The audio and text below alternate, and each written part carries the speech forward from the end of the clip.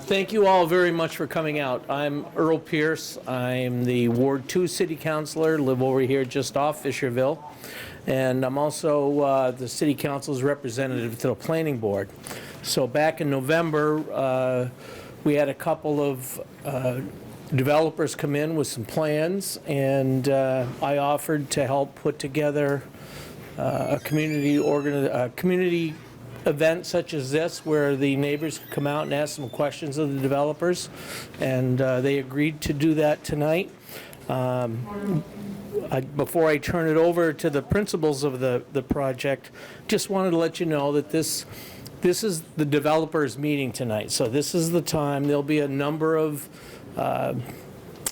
planning board, zoning board, places, the regular public hearing schedule that goes through, but they're here to listen to you, get some of your input, tell you about the project. So please, as I look around, this isn't a bashful crowd. So please go ahead and ask what you want to do. So let me first, with us here tonight is Shane Carter, who's the principal of New Hampshire Sustainable Communities, among other things, offices in Deerfield, and Scott Frankiewicz from New Hampshire Land Consultants, who did a lot of the site work. So we're going to talk a little bit about that first, and I'll have you come up and give you the overview, and we'll ask some questions, and we'll get you out of here by 8 o'clock to make sure your snow shovels are sharpened and ready to go. So we'll go from there.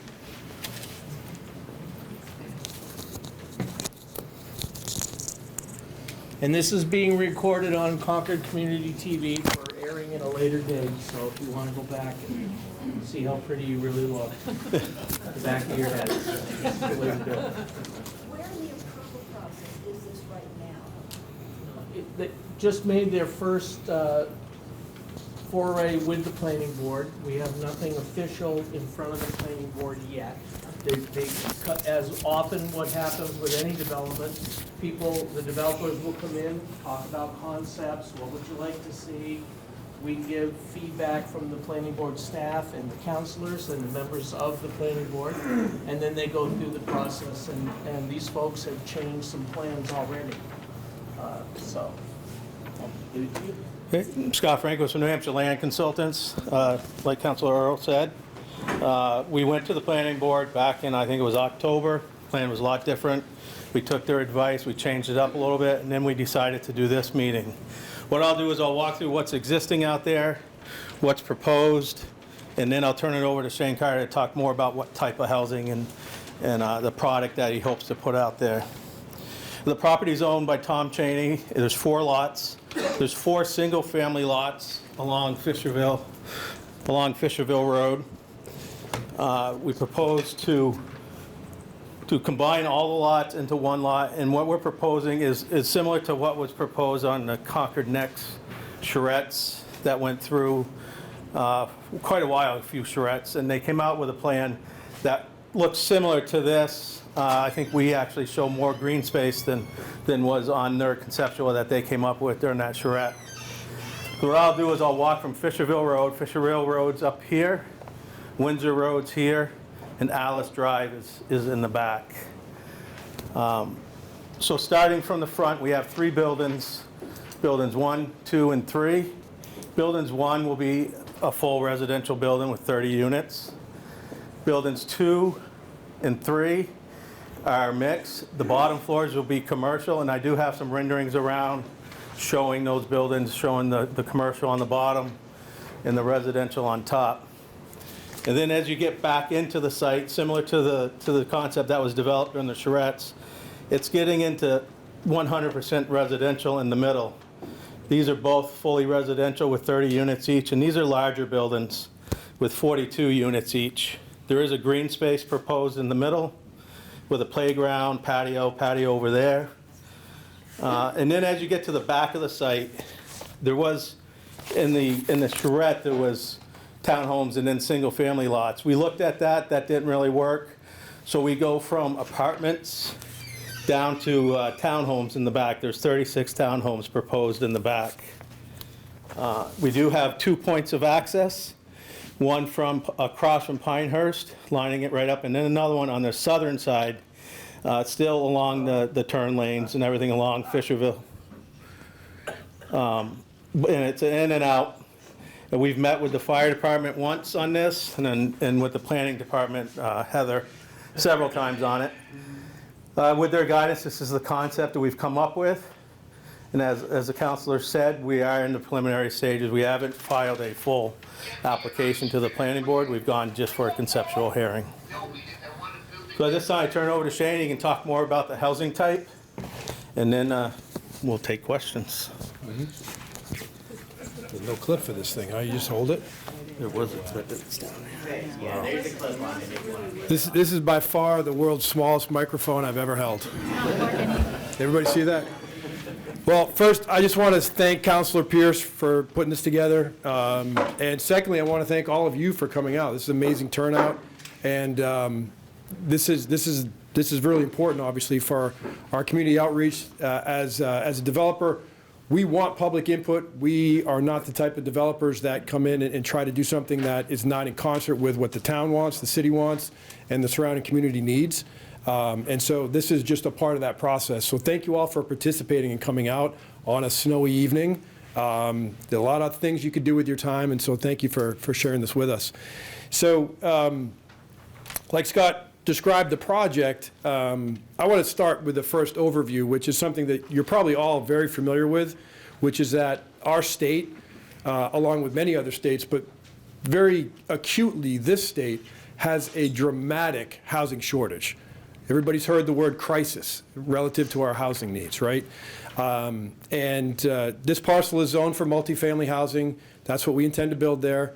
And at the suggestion of the city planner, Heather, we took a look at what the charrette and design was for Concord next zoning and that sort of next-gen zoning that is presumably coming at some point, and came up with a design and a development thesis that kind of matched and blended with what was already there.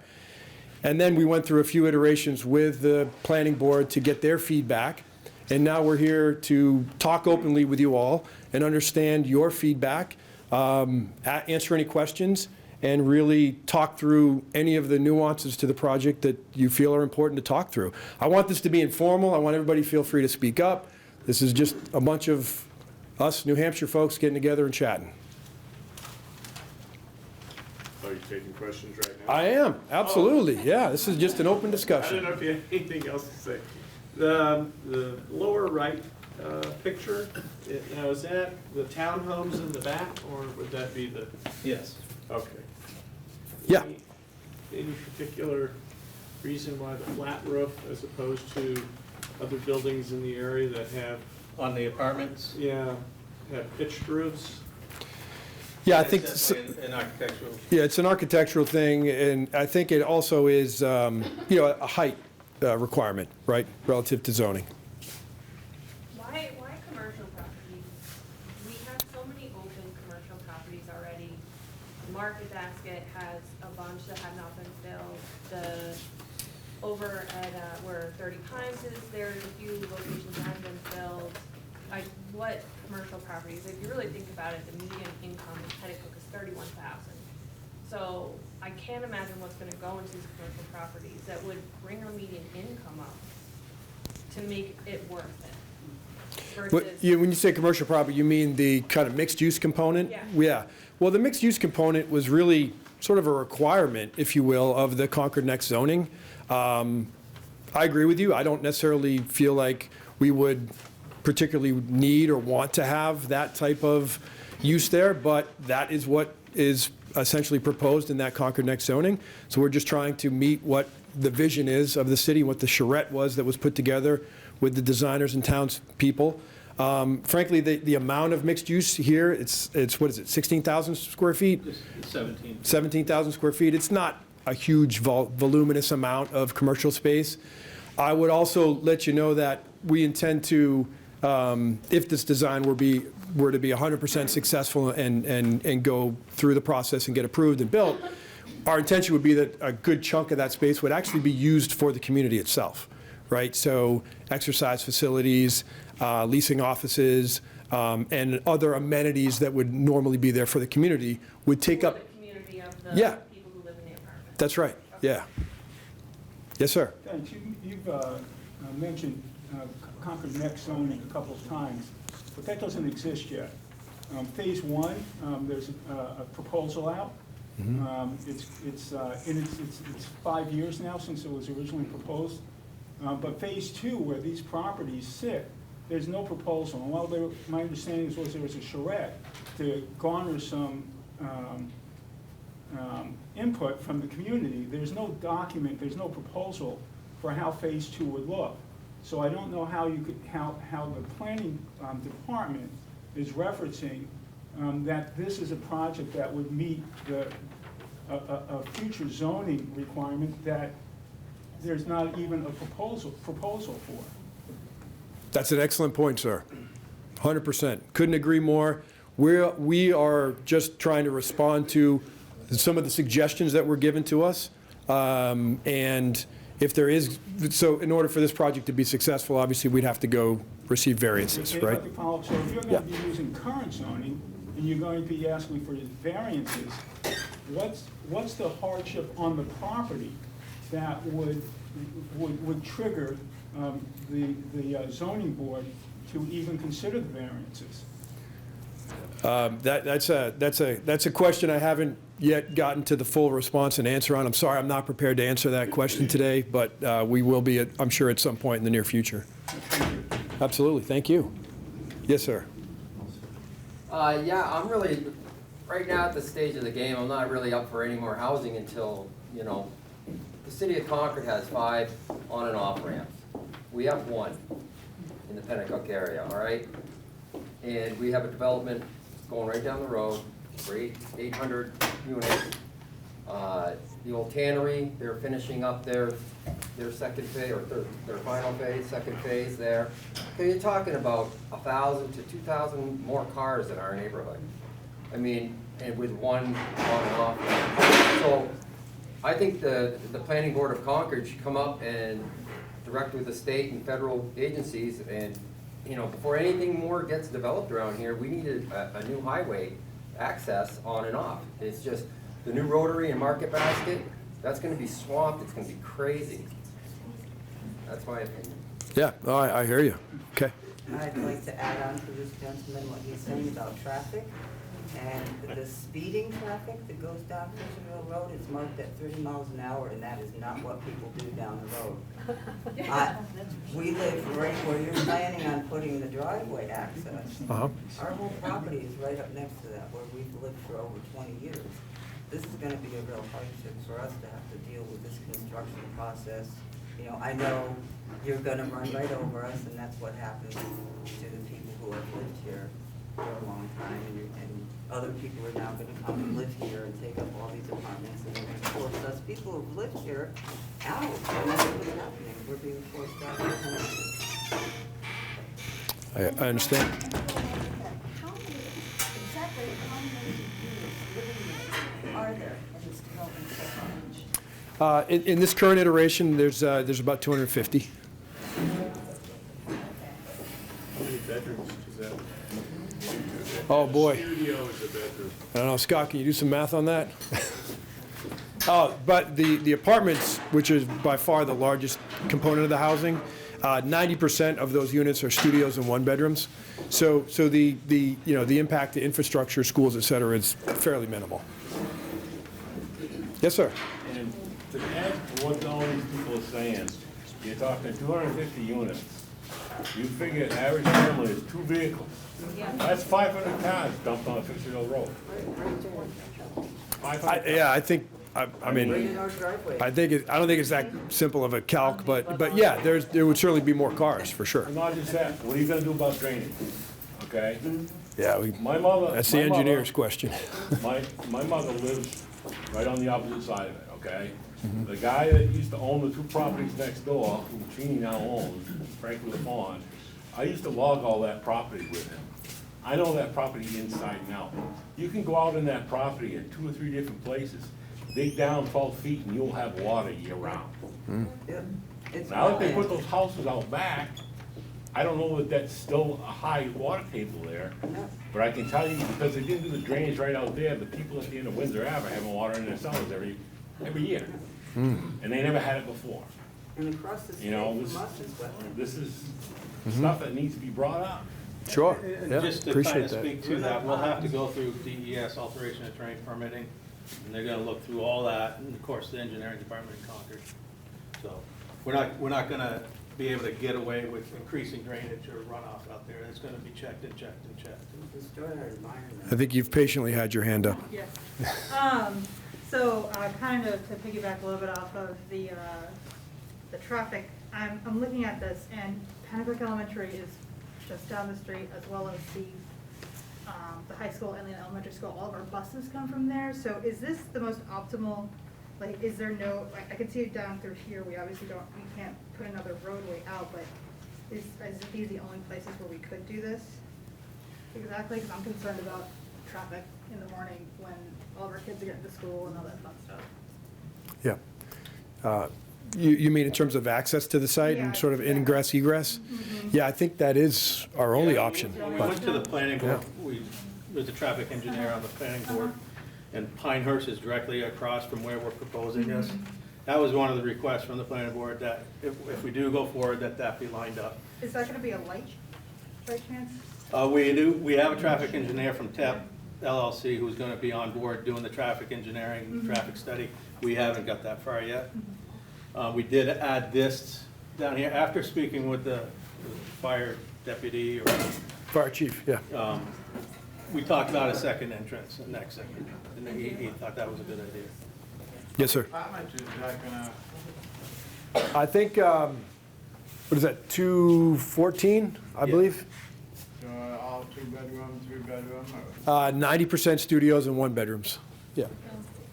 There is a breakdown on the plan here showing what's in each building of 2-bedroom, 1-bedroom studios at Path 3-1.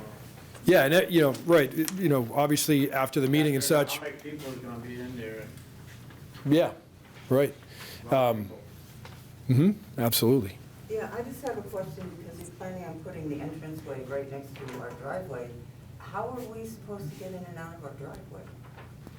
We can't, our in and out cannot affect your driveway, It's gonna be right next to my driveway. but it's on the property. I know, but our driveway's right there. How are we gonna get back out of our driveway into Fisherville Road? We can barely back out now. I don't see how that's gonna affect your driveway. We won't be able to affect your With driveway. all the people going in and out, you don't see how that's going to affect the traffic that's not gonna let us out onto the road? Is there gonna be a traffic light there? We haven't got far to looking at Okay, traffic you're counts. not answering any of my questions. Yeah, and, Yeah. Well, just wondering, what the cost, the average cost of these apartments are gonna be, and if they're mixed low-income housing as well. Just again, to reiterate, the average median income of our area, a studio like in Manchester, where the median income is much higher, is like $1,500 a month. The average person wouldn't be able to do that. So, like, just want to understand what your layout is of that, and if it's appropriate for our current community, or is everybody saying, like, are we trying to drive the current community out? Yeah, no, good question. We are exploring options with New Hampshire Housing Finance Authority. We did meet with them, and we're looking at some of their programs and understanding what type of affordability component would make sense in this development or not. Yes? Is that 90% studio and 1-bedroom plan driven by a market analysis, a sense of what is actually needed for housing in this area? Right, as like a person with a family, like a 1-bedroom would be useless to me, and was in fact not a place I could consider living when I was looking for housing in Concord 3 years ago. So I wonder what drove that decision. Yeah, there's a feasibility market analysis that we did and took a look at that relative to housing needs and market conditions, and that's sort of where we landed on it. Yeah, so many. Yeah, you, sir, I think you've been waiting a while. Yeah, can you tell me about how many children would be residing in this facility, and how it would impact, like, Cook Elementary, which is pretty well limited on how much they could build on the land. Sure, It's yeah. already crowded now. Yeah, there's a lot of good data out there on that, and there's a number of studies on New Hampshire Housing Finance Authority's website as well for that I would point you to educate yourself on that as well. But suffice it to say that in all of the recent experience in developments of this nature, the relative school impact is extremely low. We have a declining school population in general, and an aging population in general. And so the critical housing needs that we have are really for folks that are young and working here in the state. And for the most part, again, that's why our community unit matrix is not heavily weighted towards 2, 3, and 4 bedrooms, because they're not going to have as large of an effect on the school system as well. If, Yes, if ma'am. I just may add to Sure. that, I did some research ahead of time, and Pennacook Elementary School has a student population of between 320 and 325, and the school is built for 500. So there's some spare capacity. Not a lot. Well, I'm just, those are what the numbers are. Yeah. Yeah, I don't go there. I don't think that's 500. I have a couple questions regarding the housing too. So the housing, is it all rental properties? Will anything be purchasable? Yeah, that's a good question. I think there's a contemplation that perhaps the townhomes in the back might be for sale. And then my second question is, in the last few years, we've had a lot of big boxes come in and take away all of our local business. When Dollar General came in, they took away Pennacook Family. And when Roman Joe's came in, they took away Kay's Place. When you talk about this mixed unit stuff, and you, specifically the gym that just came to Pennacook a couple of years ago, worked really hard to establish itself here. And are we now at risk of losing more community to Planet Fitness and Domino's took Donatello's? Yeah, and we can no. just go on and on and on. and Yeah, I on know what you're saying. how No. It's the village of Pennacook. It's not Baby Concord. It's the village of Pennacook. And Yeah. I don't want that integrity taken. 100%. Yeah, agreed. And no, we're not looking to degrade the community and degrade the important sort of downtown center there that you have in Pennacook.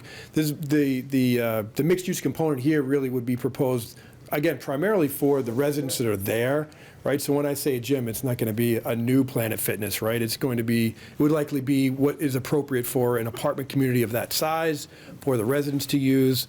And frankly, most of the residents in those communities would just go to a local gym anyway, because the one we'll have, it'll likely be insufficient for their needs, right? So, yeah. What you're talking about today, this program, this plan, now, you're talking about the apartments and all that. What we're talking about now could change 2 months down the road, right? Because when they were doing the development down at the end of Winsor Ave, we went in there and it went from, it's gonna be transit apartments, then they got pushed back on that, and then it was gonna be owner property, you know, they could buy the units. But it changed. Every time we go to a meeting, it would be something different. First, they're gonna have 2 or 3 bedrooms, and they're gonna have a bunch of kids that were gonna come in, and we said, well, if you have a bunch of kids, it's gonna affect the school. But also, are you gonna put any recreation in there, or a playground for them, or something so that they can use? Yeah. And with the people that you're gonna have just a 1 bedroom, I know it's not gonna affect the school, which we say right now, but if we come down 2 months or 3 months or 6 months down the road, and now the proposal is 2 bedrooms. Half will be 2 bedrooms, half will be, 1. So what we're talking about now, is it actually something that could happen that way, or is it gonna be totally different down the road? That's a great question. As far as I'm concerned, my job here is not to try and tweak this to make it the way I want it to be. The only way it's going to change, and the way it will almost certainly change, is by going through the process with the city, which will be the zoning board variance request, if there's any there, the planning board process, right? That entire process will have its own set of circumstances that could potentially change this. But as far as I'm concerned, I'm not going to unilaterally just change this. Actually, I'm just confused maybe about why it's 1 bedroom. Like, if the school's underutilized and we say we have a housing problem and we have an aging population, we need to bring younger people we entice a couple or a family to stay and like grow in the community and reinvest themselves into the community? A one bedroom in a studio is basically saying, how long do you want to tolerate us for? I don't understand why we wouldn't want to like, we're going to do this, why wouldn't we want to uplift the community with the people, like, build it right for the people? We don't need more box stores, we don't need more businesses when we have open space, but if we need more people, why wouldn't we make it better for them? Yeah, look, I completely understand what you're saying. Housing is, I love housing. That's all I've done my entire professional career is housing. And it's an interesting discussion, right? It's an interesting point you bring up. There's a lot of different ways to look at it, and I would say I'm open to changing it. You know, contrary to what I just told him, I'm open to changing it if that's what ultimately the planning board decides that is right, and ultimately what, you know, the community, that's why we're here, is to get feedback, right? So thank you for your feedback. Sorry, I don't know who's first. Company I work for, I turn apartments all day long, and I turn more one-bedroom efficiencies than I do a 2- and 3-bedroom. 2 or 3 people stay longer, like you said, people stay longer at a 2- or 3-bedroom apartment. You have a lot of, crime rate on the lower, smaller apartments because these people fly in, you know, young couple come in and they stay for a short while, cause a lot of grief, and then disappear. And by having a family, like you said, people stay longer and it's better. I got you. Thank you. To begin with, you need to correct the spelling of my last name. I'm the abutter on the north side. It's N-Y-L-E-N. Yes, ma'am. I'm so sorry for that. Okay. That's his fault. No. And my concern is the safety of that Blumen Road. Now, I know the city thinks that crosswalks is the people that build there responsibility to light them. That's false. Yeah. It's a state law that those have to be lit. And how many more people have to be killed on the crosswalks before they get off their hump and do something about it? We've had 2 in the last 6 months. Oh, my God, that's awful. Well, thank you for bringing that up. That's something I was not aware of. Plus the fact that if you have all these people in here and you think that, well, gee, they'll use the bus service, well, that's kind of useless because it's 6 in the morning till 6 at night, Monday through Friday, not on the weekends, mostly holidays, that's not. So these people are gonna be going in and out like crazy. And as these people said, how in God's creation are we even gonna get out of our driveways? We'll sit there That's right. till we're dead. Yeah, I mean, I think we have to do a traffic study and show all that. But again, as Scott said, I don't think that there's any way that we can impede your ingress and egress from your property at all.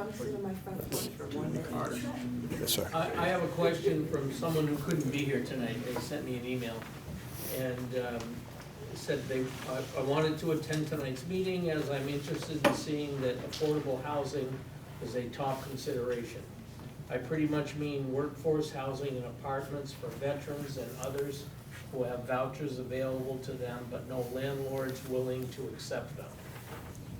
Thank you, and it must be cute. So what would be your response to that? My response would be, as a fellow veteran, I completely support that, and I appreciate that feedback and that request. And like I said, we are already taking steps to explore those options. Yes, sir. Oh, He's gone, yes. okay, go ahead. Would it eliminate the concern they have about the traffic if it went out in the development out back, and then they can go in a bunch of different directions?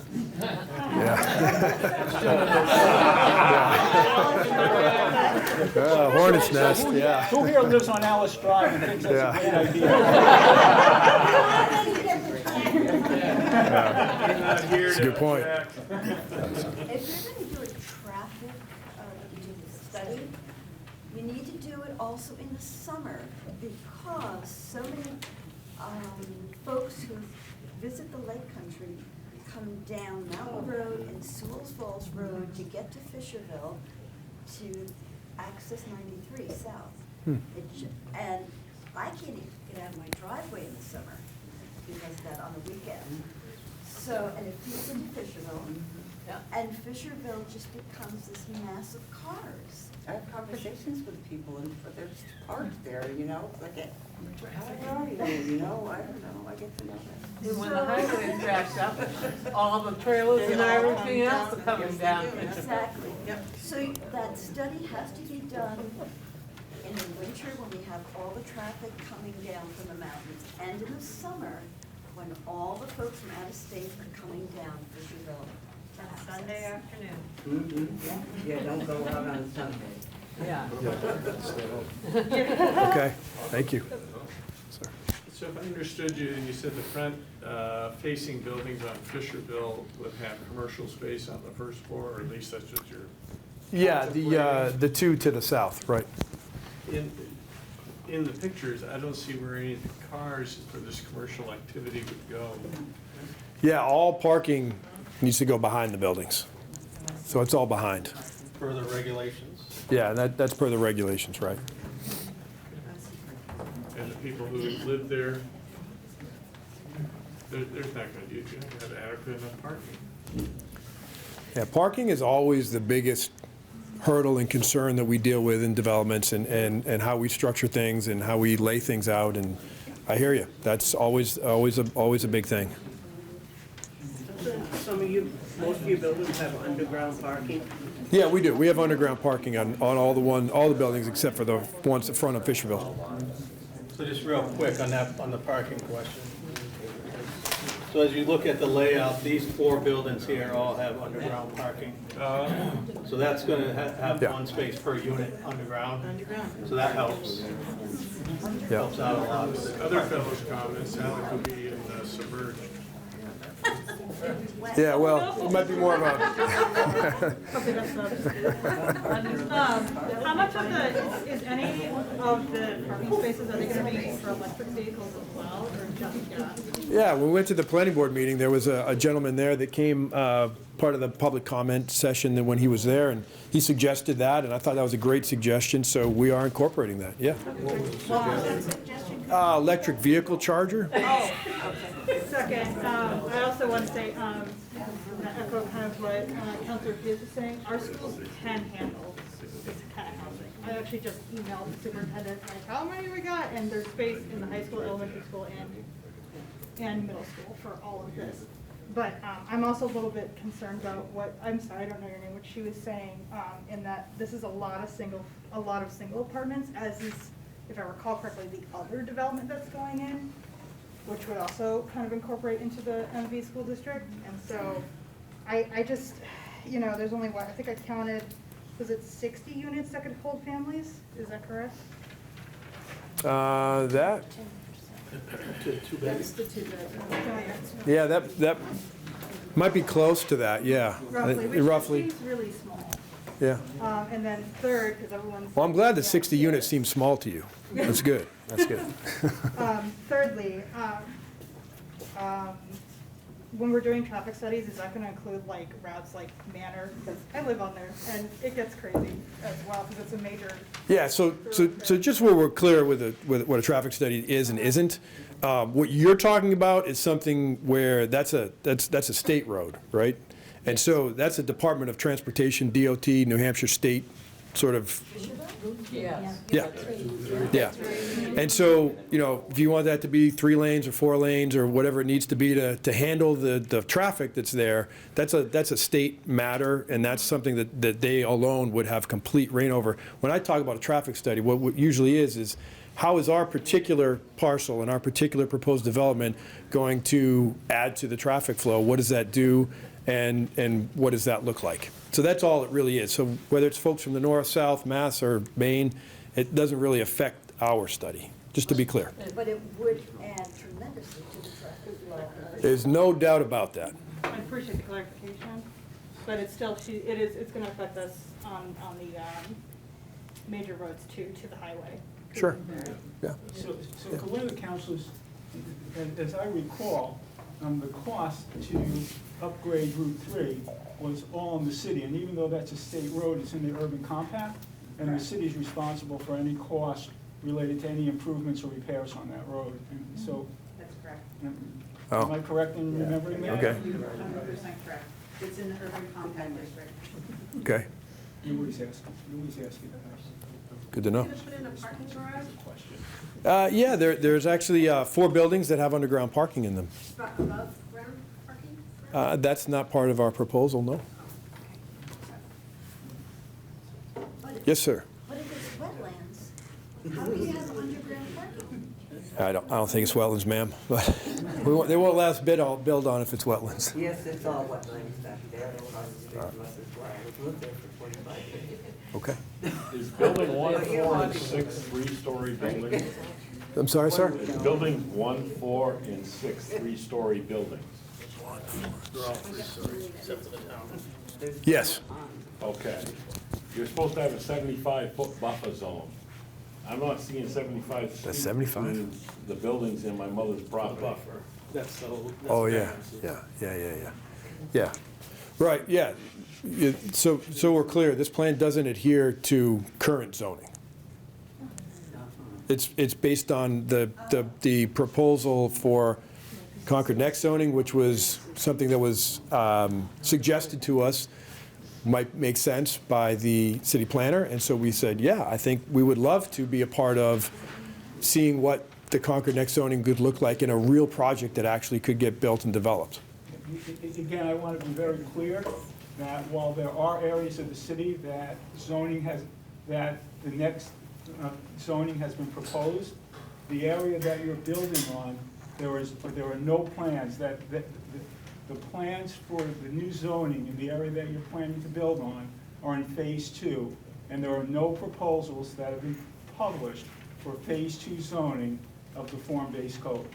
Correct. We're basing it upon the charrettes and designs that were done, and frankly, I don't think anything's been approved for Concord Next zoning at all. Not only hasn't it been approved, but there's no proposed designation as to the type of zoning that should occur in the future where you're building the lot. So when you say this is what the city's looking forward to, I don't see how they come up with that statement. If I may, Okay. Alan, it's a demonstration project. You and I both know that Heather, the planning director, has been working on this form-based code change, and we've all been trained on it or saw the videos, and I advise you to take a look at it if you want to get some sleep. But this is being used as a demonstration project as to what are the bumps in the roads. Is this project going to be built under this new code? I have no idea. It hasn't been adopted. The list of variances you would have to do to get this built under the new proposed code. When would this even be built? When? Yeah. That, again, great question. This is a whole process that needs to be gone through, and then Well, what would be the earliest? 2025. Well, so we're gonna do a demonstration project to show what shitty new zoning looks like? On paper. No one's gonna put a shovel in the ground Well, until you're it's not all set. clarifying that. You said they're gonna build it as a demonstration project. That They're to me sounds planning like. it as a, if I misspoke, I apologize. They're planning it. That's as a what I'm asking demonstration. about. So I'm taking it that the When you're doing 75-foot buffer is bogus then?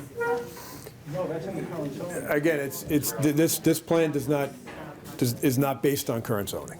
Yeah, Okay, so then that's null and void. It shouldn't even be in there, correct? right.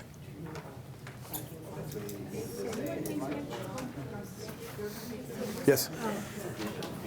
Going back to some of the energy concerns, has there been any discussion about what kind of energy efficiencies are going to be used in the buildings, and have you considered solar?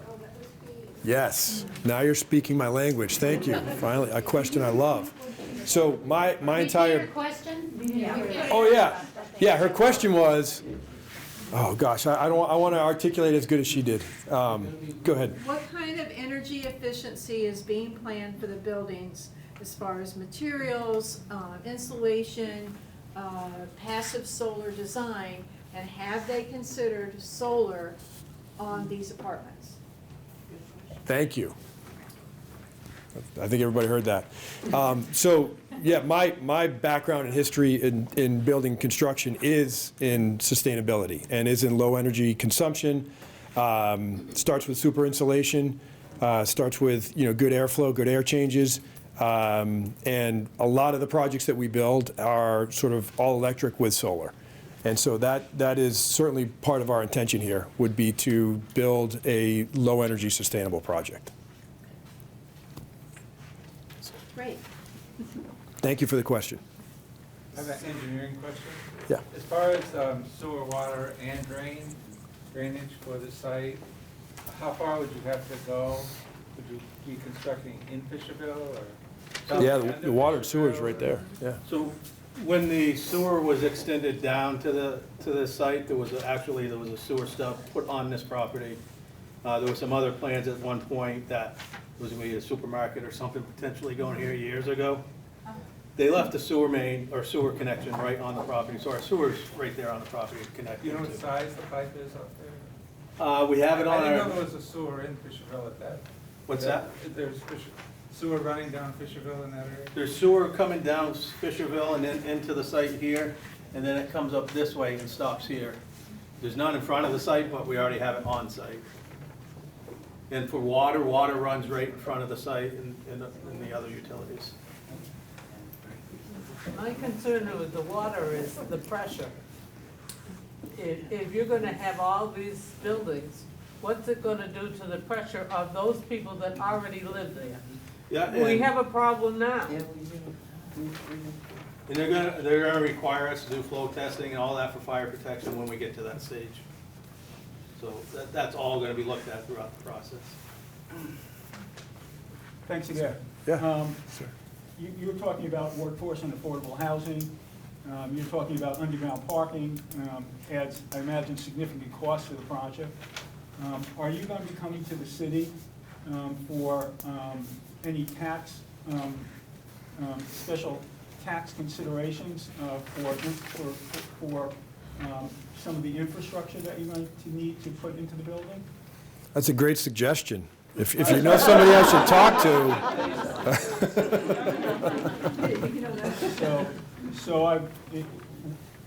Clearly, it's not a suggestion, it's a concern, and I was wondering if that was a consideration as you're moving forward, particularly with some of the current legislation in the State House. I was wondering if that was a consideration. Also, a consideration to the community is when you build workforce and affordable housing, as opposed to market rate or mixed or mixed-use development, that will lower the potential assessed value of the property for the future revenue sources for the city. That's correct.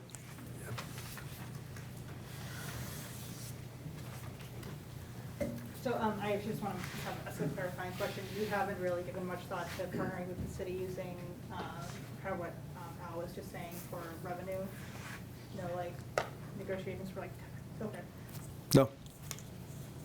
So this is based on Concord Next zoning, you said, right? So do you have one based on the current zoning that we could look at? No, I don't. But wouldn't that also, I mean, it may go that way too, correct? Sure. So it would be nice to see what that looked like. Yeah. Yeah. Would that be Sure. far less units? It would be less units for sure. Yeah. Yeah.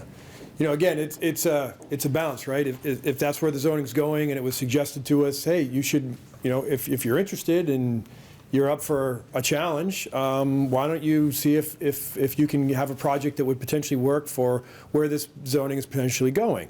And that might be a great way to show the community and get community feedback on what it is you want.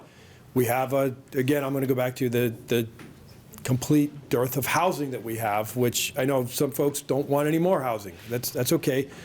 everybody's entitled to their opinion, but it's zoned for it, and there will be housing there. It's just a matter of how much. And we're trying to do something that's intelligent and thoughtful and in line with what the future holds for the city and where the city wants to go. But green space is a big concern for all of us who moved to New Hampshire because we love the open space. Yes. I don't see a lot of green space. I know there's one place for kids to play, but I don't see a lot of green space. I see a lot of buildings. I don't know. Yeah. They can look out into our back woods. So just kind of speak to that green space. There is, like you said, there's green space in between these bigger buildings. There's green space here. The requirement in the zone is 20%. We're at 40% of pervious property. So we're well in excess of almost 200% of what's required. But we did, for the first concept we didn't have as much. We were at probably almost 80% coverage. We pared it back with doing the underground parking and other things, and now we're about 40% green space. But you had Is it under the new zoning or current? Current zoning is 80-20. Yeah. And that's what we were following on this too. Of buildings to green space? Yep. Or pavement? It's impervious or pervious, so There's it's all deer 80-20. being born out there now. There's Where all deer, those bear, bear. like there's, I own about 2 acres. There's been bears in our Off of yard. Fisherville, and I very much expect a It's lot all of about displaced They're animals. all gonna die. We already have a Environmental pretty rampant disaster. vermin problem, because there's no natural predators, and taking away an area of natural predators is going to impact all of us on I don't know, some the level. eagles have been eating people's cats. So with this being in the beginning plan, you're saying, 2025, if any of this comes to fruition, I'm a strong proponent of housing. I'm really tired of reading the paper every day and finding that our neighbors are dead on the streets. It's disgusting, and I don't care about traffic, I care about saving our neighbors. So put the housing up, right, absolutely. But I know I get concerned about, how it's gonna affect all of us in the long run, and I think that when we talk about studios and one bedrooms, 70% of people who are in rentals right now are people who are over 62. They take up 70% of any low-income housing is people who are over 62, which means that people's children aren't able to leave their homes, right? There's no studios for them to go to. There is no one bedroom for them to go to. They are living with their parents forever. And so when they get job opportunities to go out of state, they're taking them because they get to go live on their own, right? And so I think it's important to not only consider our seniors, but also our young generation doesn't want to live in our basements forever. They really want to be able to spread their wings and, work at Concord Hospital, not live with their parents. I think that they're a really important population to consider. Yeah. That's a great point. Thank you for bringing that up. That's sort of what our study showed, right? Yes, sir. And I did just want to add to that. You see me, I see most of you at everyone in these TVA meetings.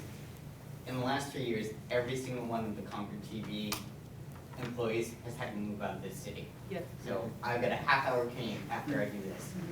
And honestly, I don't know how much people that are working in those sort of jobs are going to want to continue doing that sort of thing. If every meeting I go to for these things is yes, we know there's a housing crisis, but no, we don't want it here in Concord, the major city in this part of the state. So just consider that services like this rely on some sort of density of housing in the capital city.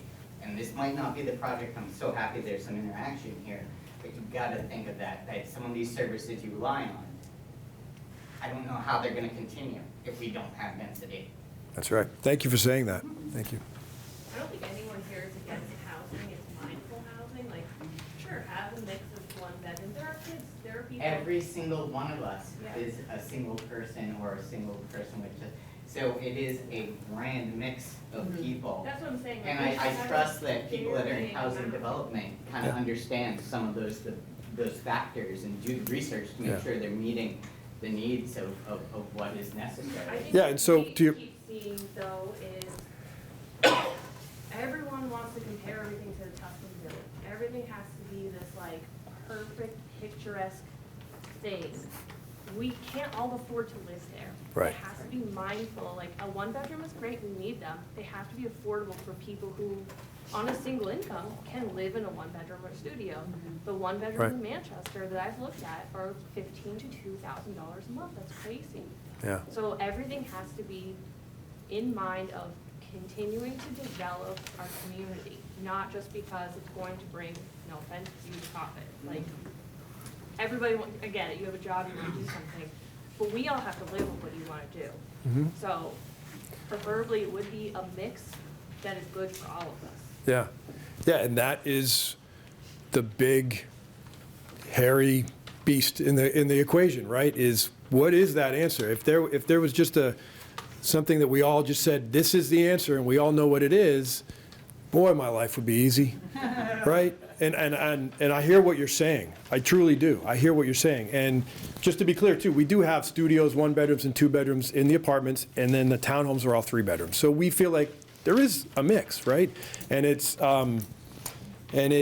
in accordance with what also the community needs. And so, look, I'll be the first to raise my hand and say, I'm not an expert on exactly what this community needs. That's why I have studies. That's why I have experts do all this work for me. So I would challenge anyone here to raise their hand and say that they are, because that, right? I mean, but we all care about the community, and we're all trying to do the right thing to provide housing and to provide something that fits with the community and the community's needs. And frankly, that's all I'm trying to do. Rosemary Way was built in under 30 days, right? Under 30 days, Rosemary Way, every single building in there.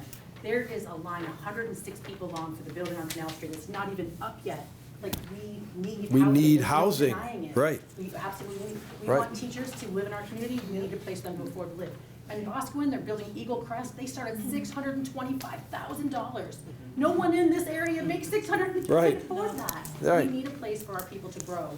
Yeah. And we need a place for our people to age up and age out and be in a safe community where we all take care of each other. It's a small little village. Yeah.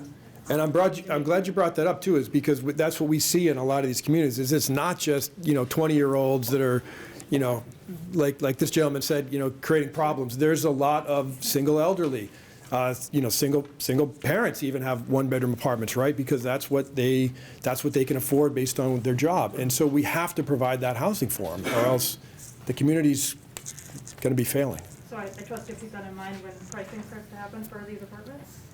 Absolutely. Yeah. So you must have some idea what you want to charge for rent.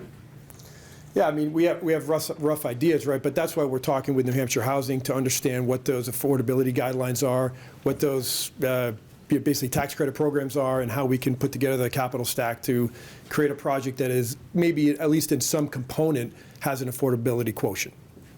But we're still Like a certain number of units? a certain percentage, correct? Yes. Okay, here's a question. I'm a pet owner.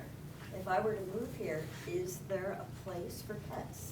Yes, we have an awesome dog park. You do? Yeah, absolutely. Gotta have pets, 100%. You were mentioning, older adults. A lot of older adults love pets, love dogs. Yes. Yeah.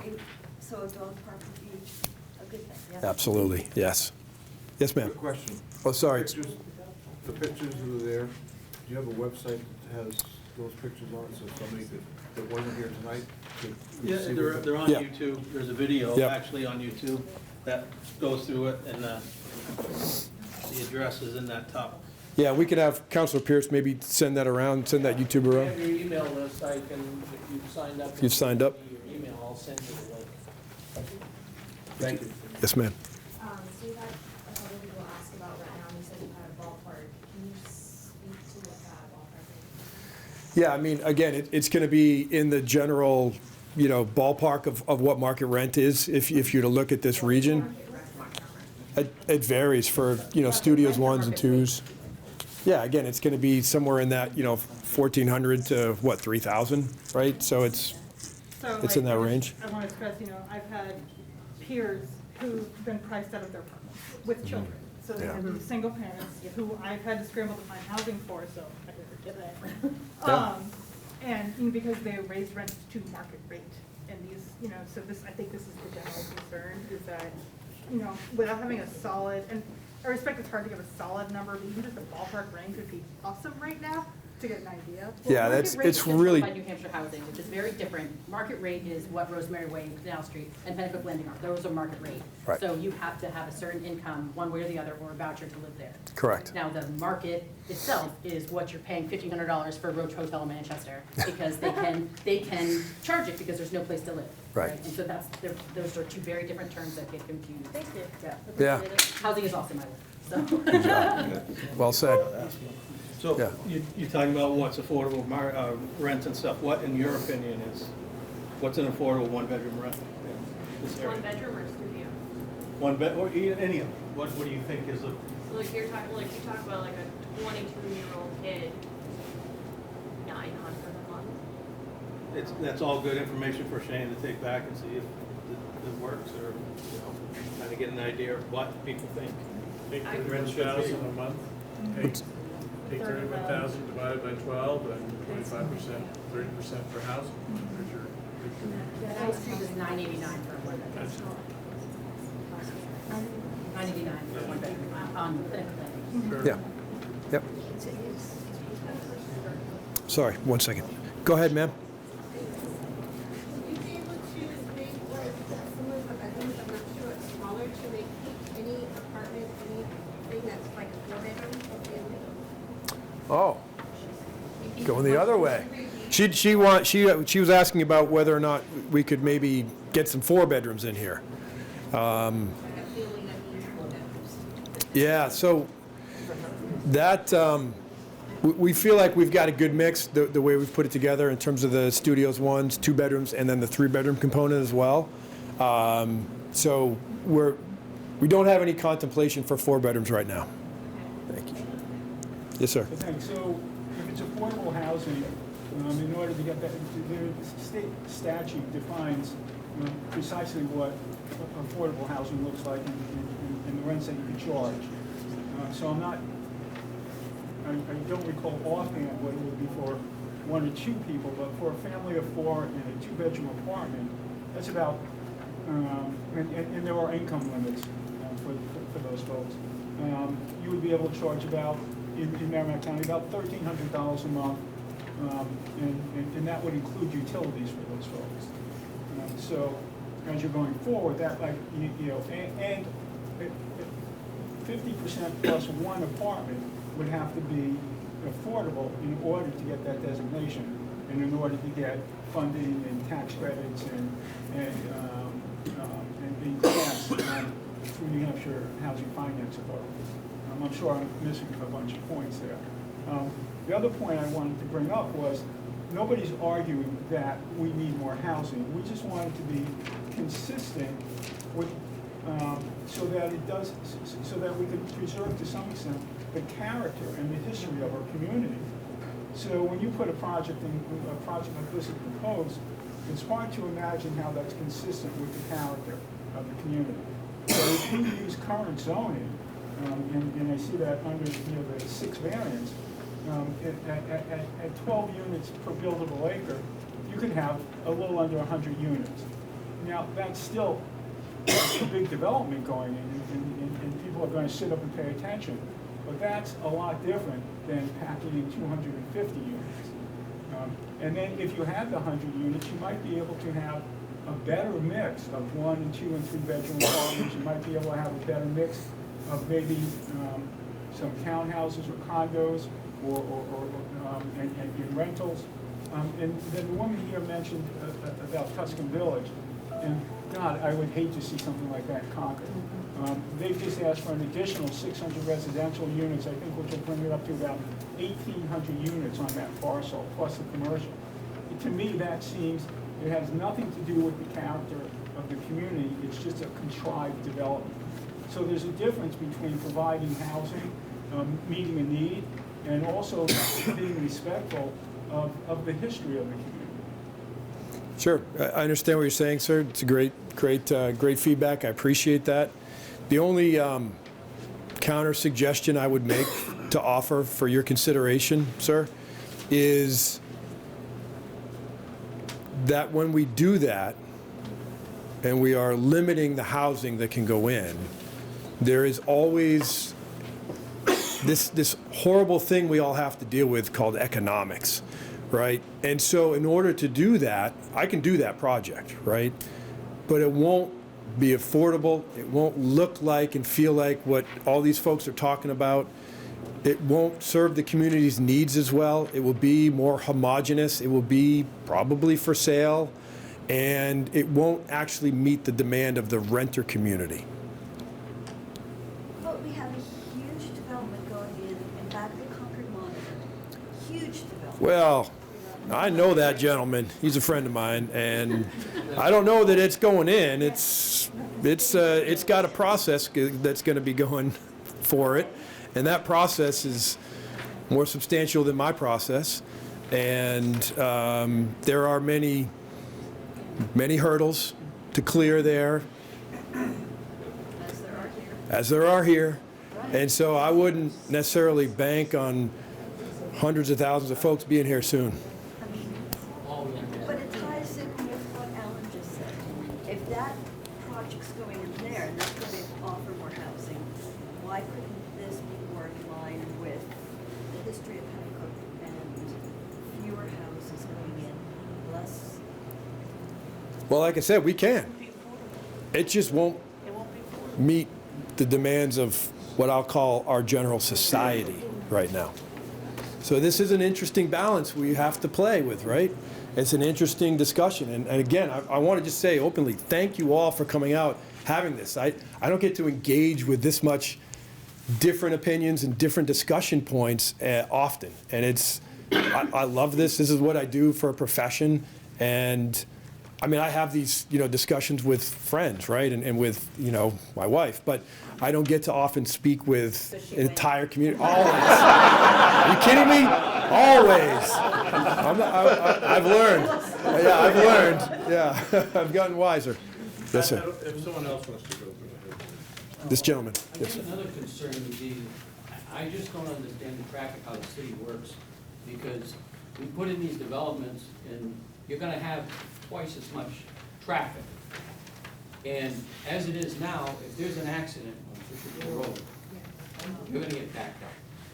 Now, we get plenty of accidents. I mean, I don't understand how, because the limit is like 30, and there's always an accident. So now you're introducing more traffic to it.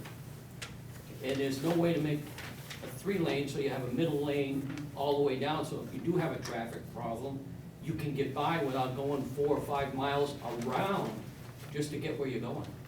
And I traveled that for 43 years.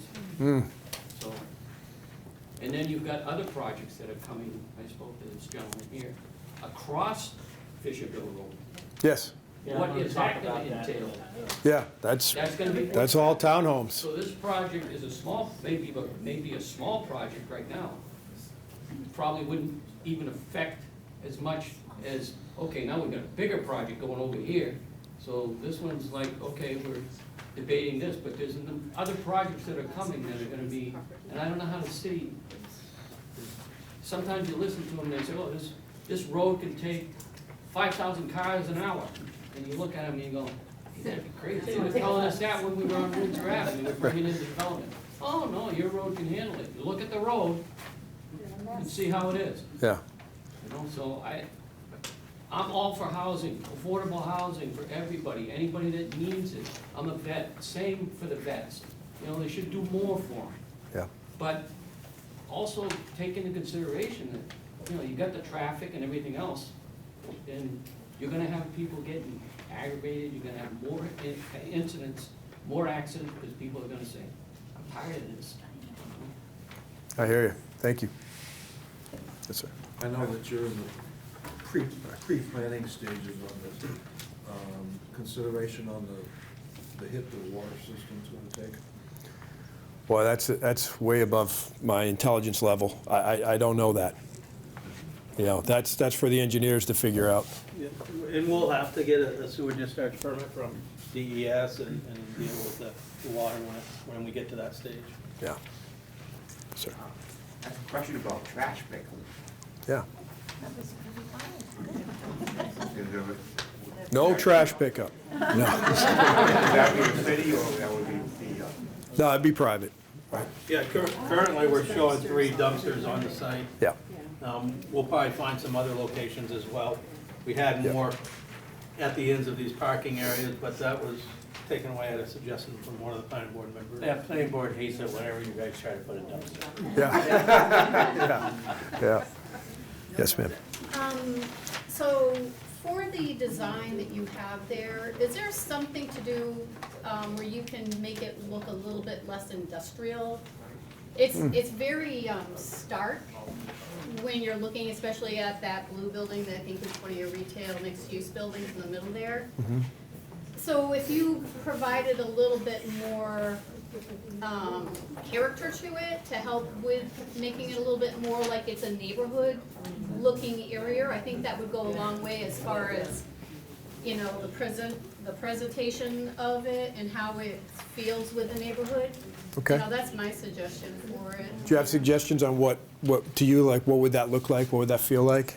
Well, you know, I mean, this is a New England town, it's a village. A lot of your homes are, you know, New England style, built with the industrial component that the town was made up of back in the day. Yep. And, you know, I think that just looks to me very stark and personal, and I might as well go down to the industrial zone down in Manchester and feel like it's a warehouse, and it doesn't feel like a home. And to me, that I feel like that's an important piece for some of these new apartment buildings that are going up. They don't look like homes, they look like, here's a box and maybe there's some people living it, but you don't know.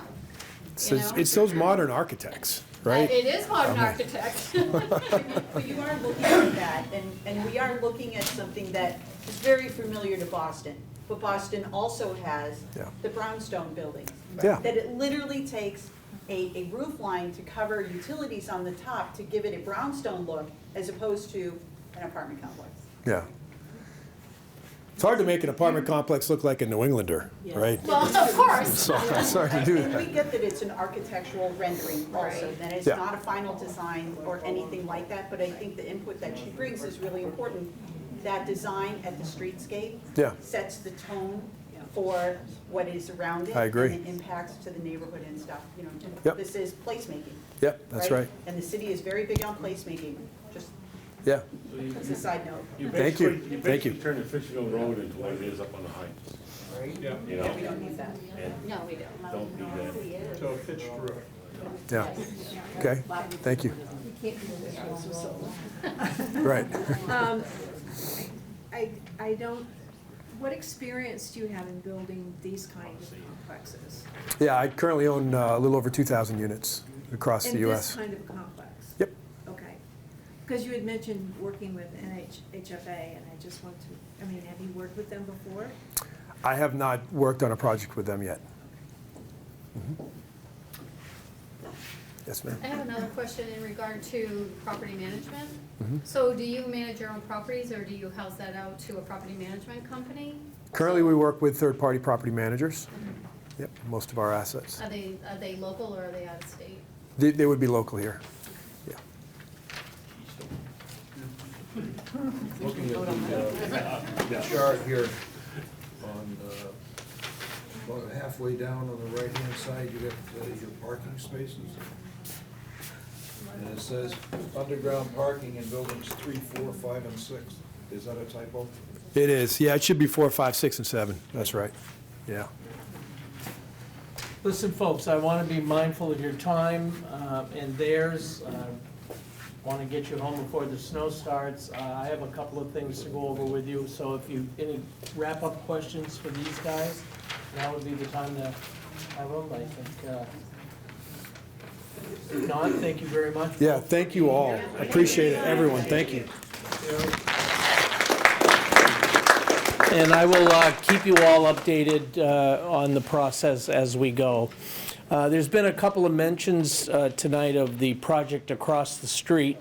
I didn't want to talk about it ahead of time. I didn't want to steal their thunder, but there is, I just wanted to let you know that there is a public hearing on March 15th at the Planning Board to talk about the project across the street from this one, and it's really what I affectionately call Abbott Village 2.0. So the folks that built Abbott Village have come up, they've been working with the planning board, and they will, there'll be a public hearing to talk. This is the woods next to 30 Pines.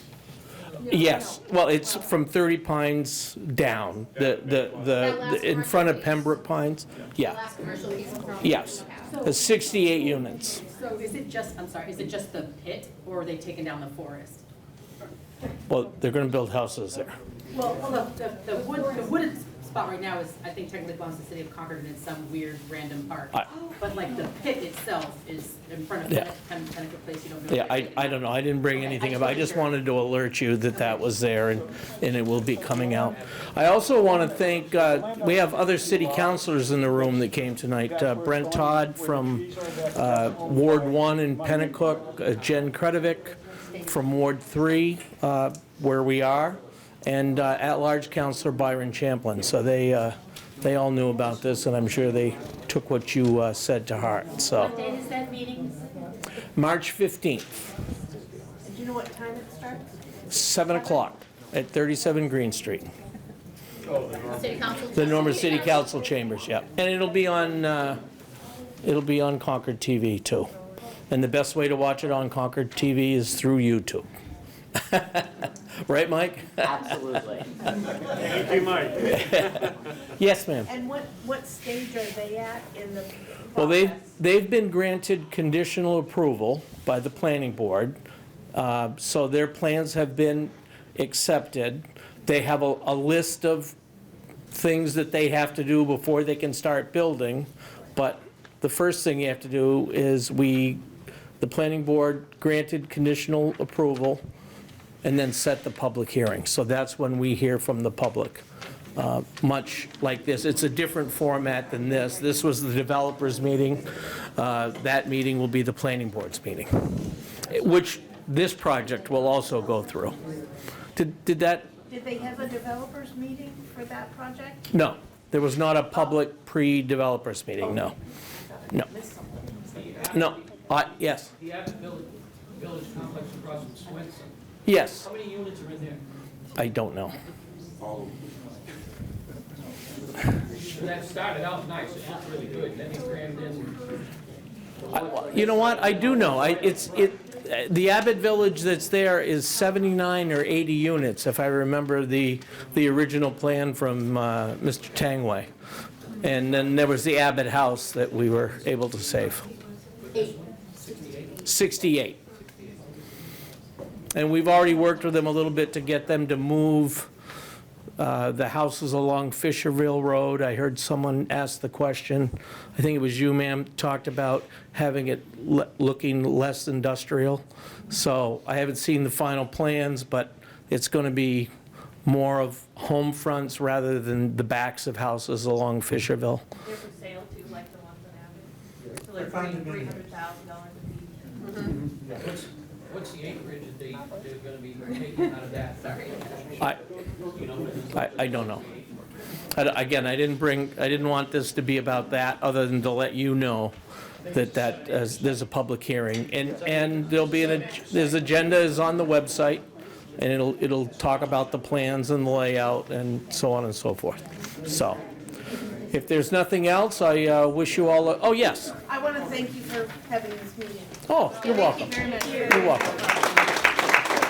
Well, we're very lucky. We offer this, the counselors offer this out to folks if it's going to be in their ward specifically, and I'm very happy that they took us up on the offer to come and get your input. So, thank you all. Have a good evening. Sharpen your snow shovels and drive safe.